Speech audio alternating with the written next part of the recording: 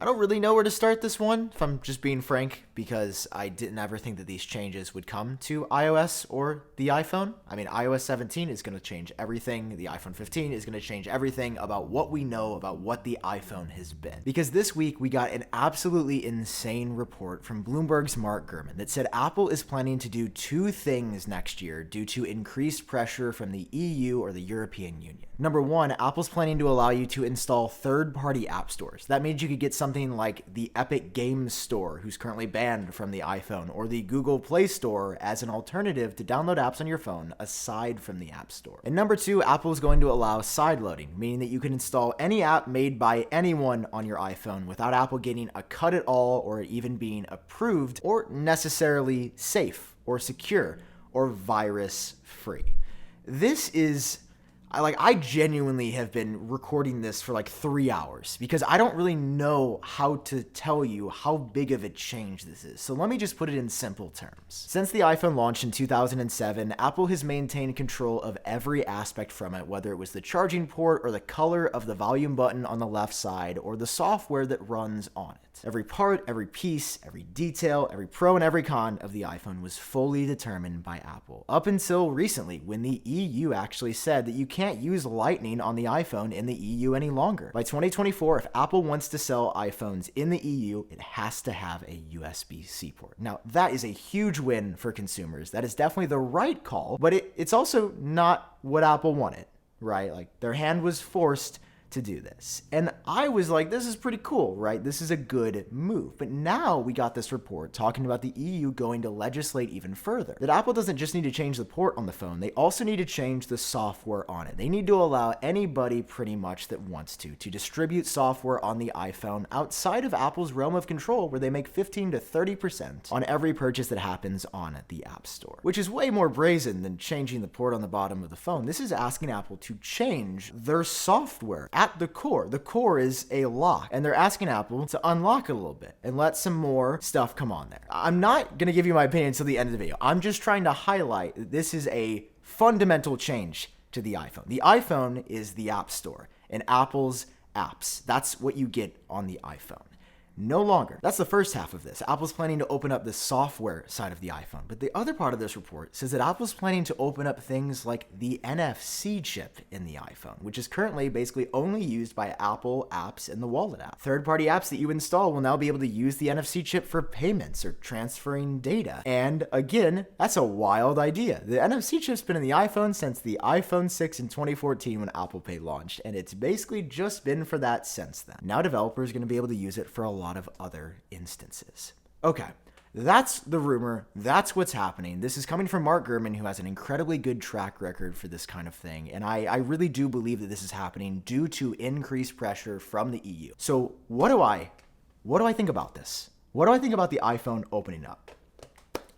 Okay, this is the part of the video that I get to have some fun with, because I think broadly this is going to... Man, I'm speaking sort of selfishly here.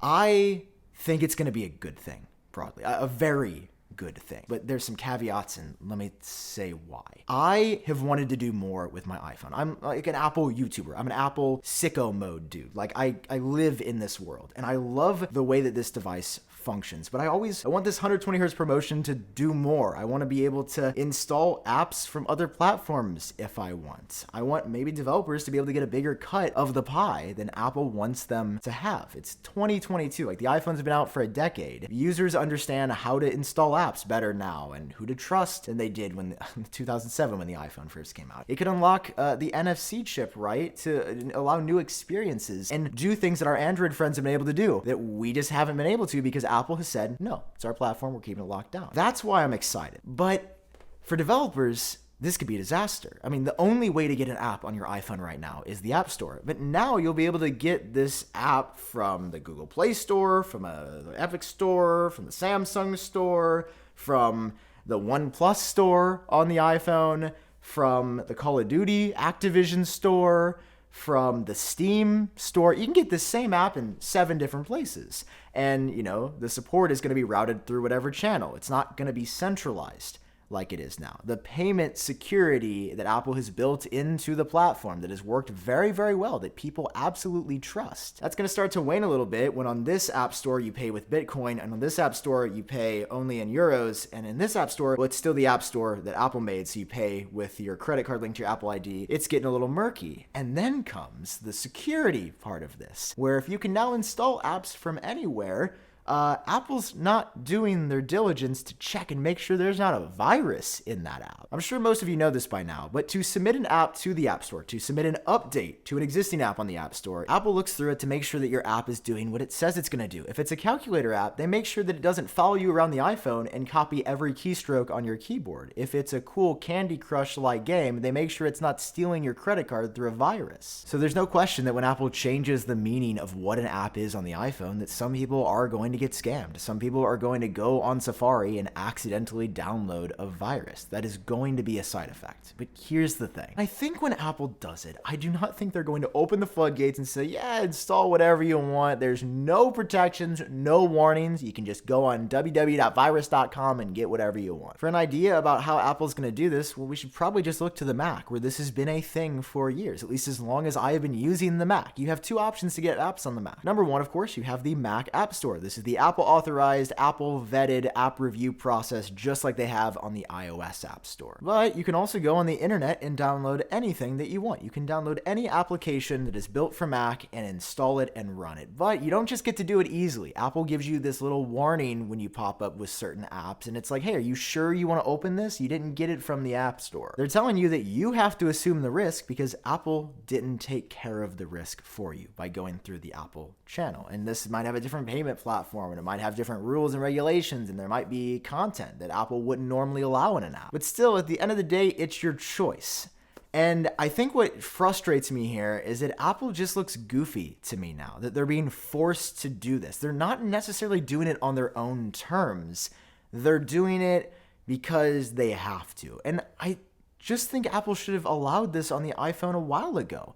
If they were going to do it eventually, there have to be brilliant people at the company that could see the EU kind of going in this direction, right? Like, why not make it a feature that you can install more stuff rather than everybody kind of knows why they're doing it? That part feels weird to me. That there is something about that where I'm like, I'm so excited about USB-C, and rightfully a lot of you were like, well, Sam, should the government be interfering with Apple stuff? And I said, yes, absolutely, for USB-C.